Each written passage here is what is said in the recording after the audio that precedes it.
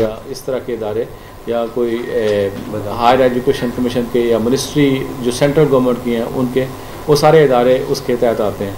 अभी तक हमारे पास तकरीबन 600 के करीब दरख्वास्तें अपीलें आ चुकी हैं, जिसमें से हम तकरीबन 50% यानी कि 300 जो दरख्वास्तें उन पर लोगों को मालूमात दे चुके हैं। उसमें से 110 हमारे डिटेल आर्डर हैं, यानी कि आर्डर उस वक्त हम करते हैं जब किसी महकमे को हियरिंग का मौका देने के बावजूद, नोटिस देने के बावजूद वो महकमा अगर इन्फॉर्मेशन नहीं देता तो फिर हम उस पर डिटेल आर्डर करते हैं। डिटेल आर्डर में फिर वो महकमा बाउंड होता है कि वो उसमें एप्लीकेंट को वो मालूमात देता है। अगर वो फिर भी मालूमात ना दे, हमारे पास सिविल कोर्ट की पावर है, कंटेम्प्ट ऑफ कोर्ट के तहत हम उस इदारे के सरबराह या उस इदारे का वो बंदा जो ग्रेड 19 का अफसर है, वो पब्लिक इंफॉर्मेशन अफसर डेजिग्नेटेड है, उसको फिर वो हम फाइन भी कर सकते हैं।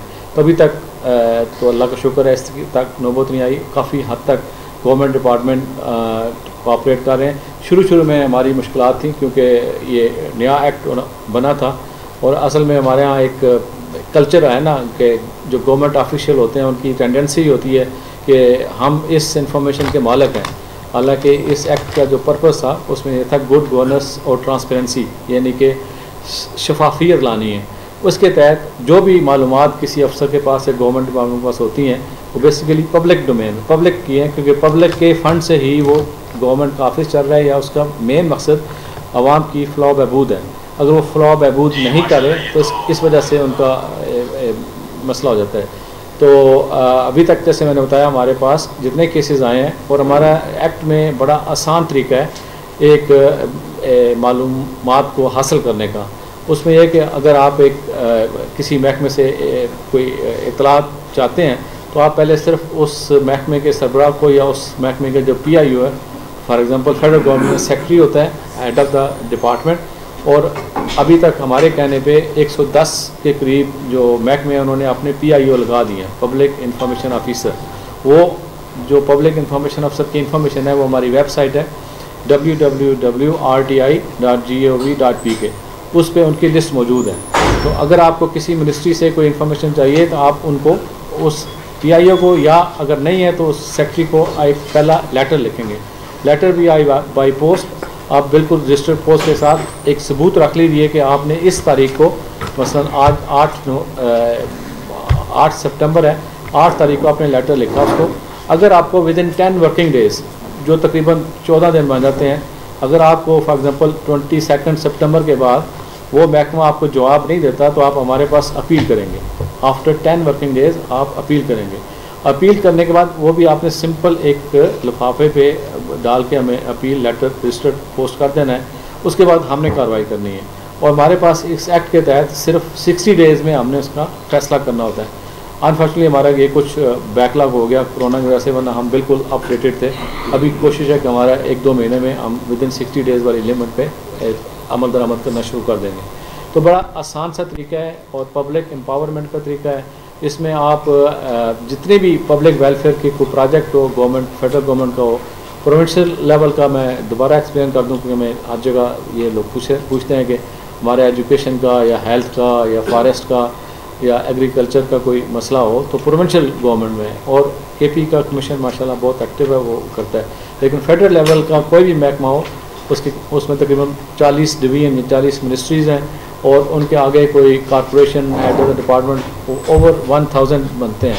उनसे अगर आपको मालूमात हासिल करनी हो तो वो आप हमारे थ्रू कर सकते हैं। तरीक़ाकार मैंने बता दिया है और कि आसान है कि आप पहले उस डिपार्टमेंट को लिखेंगे, 10 दिन के बाद हमारे पास आएंगे, then we will try to help you. और हमारी अचीवमेंट अभी तक ये है कि दो हमारे पास रिसोर्सेज लिमिटेड थे, काफ़ी मुश्किलात थी। एक तो लोग एक्सेप्ट नहीं करते कि एक गवर्नमेंट का ऑफिशियल जिसके पास पूरी इन्फॉर्मेशन, पूरी सीक्रेट इन्फॉर्मेशन लेके बैठा हुआ है, तो मैं पब्लिक साथ क्यों शेयर करूं।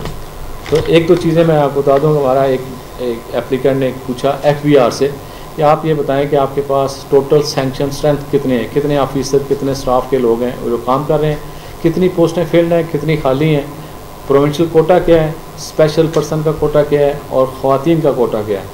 वो उन्होंने इनकार कर दिया देने से। हमने फिर डिटेल एक जजमेंट लिखी, फैसला लिखा। वो उन्होंने फिर किसी भी शहरी, चाहे वो वज़ीर हो चाहे आम शहरी हो, उसकी जो प्राइवेसी है ना, वो हमारे एक्ट के तहत सेक्शन 7 के तहत प्राइवेसी में आती हैं, वो चीज़ें ना हो।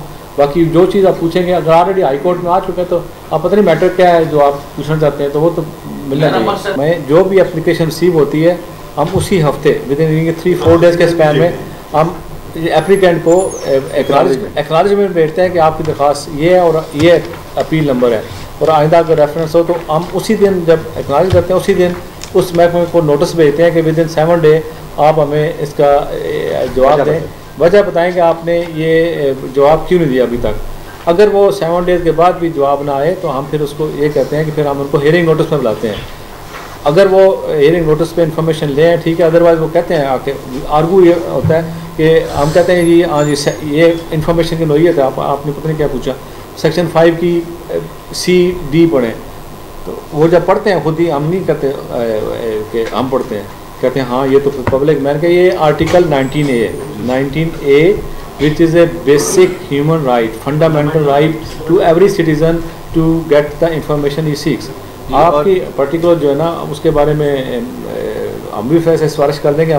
जैसे ये कि जो प्रोविंशियल कमीशन है ना, वो हमारे मातहत नहीं है, वो सिर्फ हम आपस में ये तय किया हुआ, साल में हमारी 2 मुलाकातें हो चुकी हैं।